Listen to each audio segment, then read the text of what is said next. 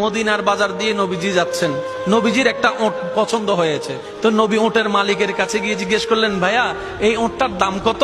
ওই দামাদামি হলো, নবী সে দামে কিনতে রাজি হলেন, কিন্তু নবীর কাছে তখন অর্থ ছিল না। তখন নবীজি ওনাকে বললেন, আপনি আমাকে ওটটা দেন, আমি এখনই গিয়ে আপনার সেই প্রাপ্যটা পাঠিয়ে দিচ্ছি। ওটের মালিক ওনাকে ওটটা দিয়ে দিলেন। আশেপাশে যারা ওটের মালিক ছিল সবাই জিজ্ঞেস করতেছে, এই পাগলা, তুমি কি যাকে ওট দিয়েছো তাকে চিনো? বলে যে না। নাম জানো? বলে যে না। পরিচয় জানো? বলে যে না। ঠিকানা জানো? না। তো তুমি যে ওটটা দিয়ে দিলা, উনি যদি ওটার টাকাটা না ফাটায় তখন তো তুমি লসের মধ্যে চলে যাবা। সে ওটের মালিক বলে, এত সুন্দর নুরানি চেহারাওয়ালা কখনো বাটপার হতে পারে না, কখনো চিটার হতে পারে না, কখনো মিথ্যুক হতে পারে না। ওনার চেহারা দেখেই তো আমি ওট বিক্রি করার আগে মনটাই বিক্রি করে দিয়েছি, মনটাই বিক্রি করে দিয়েছি, মনটাই বিক্রি করে দিয়েছি। তোমরা যাই বলো, আমার মন বলে উনি আসবেই আসবে, টাকাটা পাঠাবেই পাঠাবে। এই কথা বলতে না বলতে কিছুক্ষণ পরে নবীজির একজন সাহাবা এসে বলছেন, একটু আগে একজনে ওট নিয়ে গিয়েছেন, কাছ থেকে ওটের মালিকটাকে একটু দেখতে চাই। উনি বলে যে আমার থেকে। তো উনি বললেন, আমাদের নবী আপনার থেকে ওটটা নিয়ে গিয়েছেন, ধরেন ওটের টাকাটাও দিয়েছেন, আপনাদের খাবার জন্য কিছু খেজুরও হাদিয়া পাঠিয়েছেন, খেজুরও হাদিয়া পাঠিয়েছেন। ওই ওটের মালিক বলে, ভাইয়া টাকাটাও রাখেন, খেজুরটাও রাখেন, আগে আমাকে ওনার কাছে নিয়ে যান। আমি ওট বিক্রি করি নাই, আমার দিলটাই বিক্রি করে দিয়েছি। ওনার চেহারা মোবারক দেখে আমার মনটাই পাল্টাই গিয়েছে, আমি কালিমা পড়ে মুসলমান হয়ে যেতে রাজি আছি। সুবহানাল্লাহ।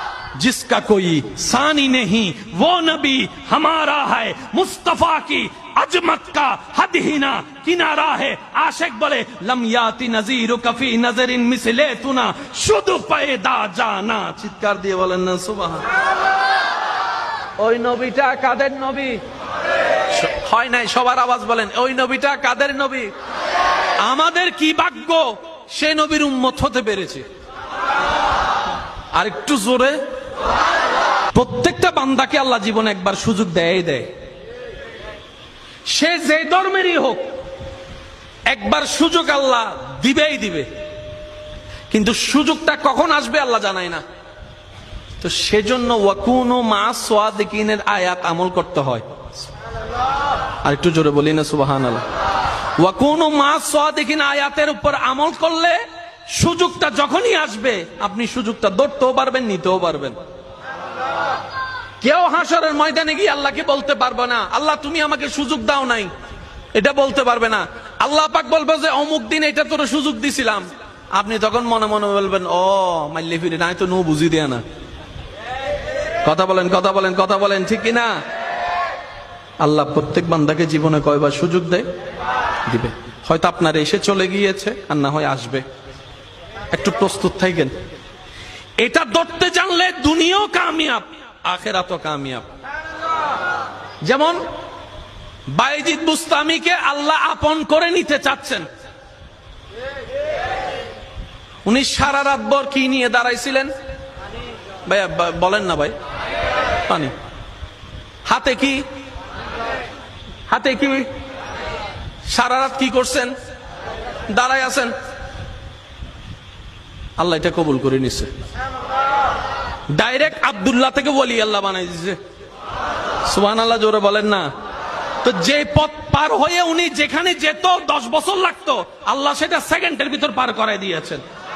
সেজন্য মা বাবার যখন সেবা করবেন নিয়ত এটাই রাখবেন, ও আল্লাহ এটা তোমার জন্য পছন্দ হয়, এটার দ্বারা তুমি আমাকে কল্যাণ দান করো, এটার দ্বারা তুমি আমাকে জান্নাত দান করো। মা বাবা সেবা করার সময়, মা বাবাকে দেওয়ার সময়, মা বাবার উপকার করার সময়, বউকে দেওয়ার সময়, স্বামীকে দেওয়ার সময়, মানুষকে দেওয়ার সময় নিয়ত রাখবেন, আল্লাহ তোমাকে খুশি করতে চাই, তোমাকে রাজি করতে চাই, তোমাকে রাজি করতে চাই। সুবহানাল্লাহ বলেন না।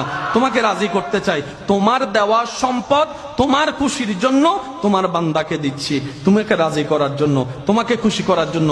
বিশ্বাস করেন ভাই, আপনার এই জীবনের একটা কাজ যদি রবের কাছে প্রিয় হয়ে যায়, আল্লাহ আপনাকে 20-30 বছর রিয়াজতের রাস্তা 1 সেকেন্ডে পার করাই দিবেন। ওই সুযোগগুলোকে একটু বুঝতে হয়। একটু জোরে বলেন না রে ভাই। মদিনার বাজার দিয়ে নবীজি যাচ্ছেন, নবীজির একটা ওট পছন্দ হয়েছে। তো নবী ওটের মালিকের কাছে গিয়ে জিজ্ঞেস করলেন, ভাইয়া এই ওটটার দাম কত? ওই দামাদামি হলো, নবী সে দামে কিনতে রাজি হলেন, কিন্তু নবীর কাছে তখন অর্থ ছিল না। তখন নবীজি ওনাকে বললেন, আপনি আমাকে ওটটা দেন, আমি এখনই গিয়ে আপনার সেই প্রাপ্যটা পাঠিয়ে দিচ্ছি। ওটের মালিক